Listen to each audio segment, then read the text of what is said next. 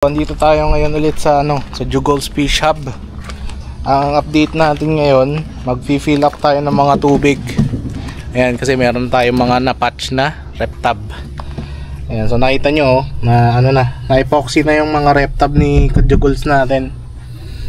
Ayan. Kasi kakatapon lang namin nung naipong tubig. Well, kapraso lang. Ayan, so ngayon ili-leak test natin siya. Titingnan natin kung may leak test nga Ayan. Tapos meron pa isa doon. Ayan. So may isa pa dito. Ililipat lang namin to ng location para ma-leak test na din. Ayan. So sa wakas na ayos na natin yung mga RepTub.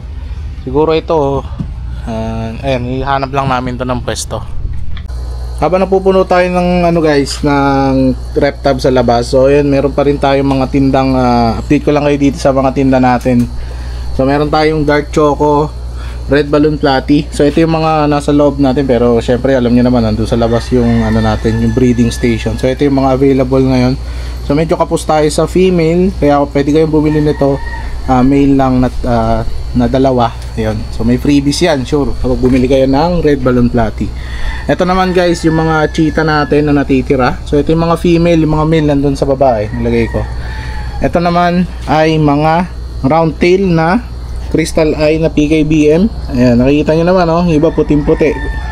Ayan, di ko alam full mask na yan Ayan, so yung mga breeders kasi dyan, nanghanap nila talaga full mask. So yun, mahal na mahal yun. So kayo, kung siswertihin kayo, maka-order kayo kaagad. Ayan, naunahan na lang.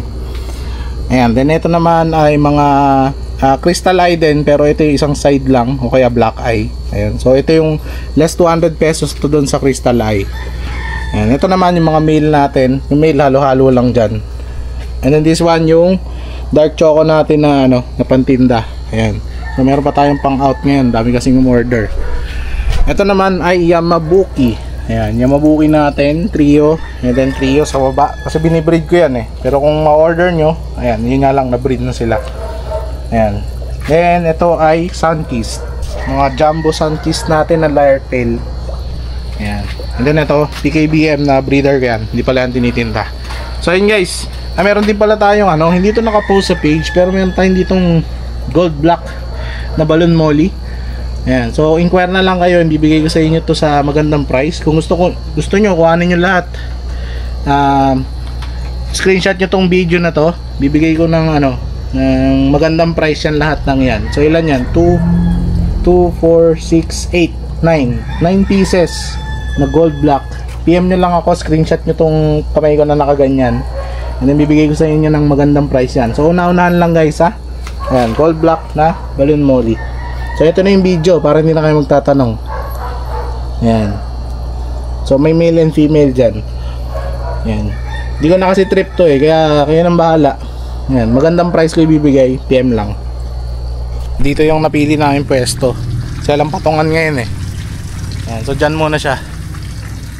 Ayan, so yun yung dalawang bago. Isa yon, and then ito yung isa. So punuin muna natin ng tubig yan.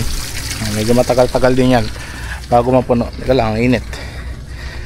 Ayan, so yun na yung update natin sa ngayon guys. So after mapuno nyan, lalagyan natin ng asin at saka chlorine, anti-chlorine, para kagad natin, malagyan kagad natin ng isda.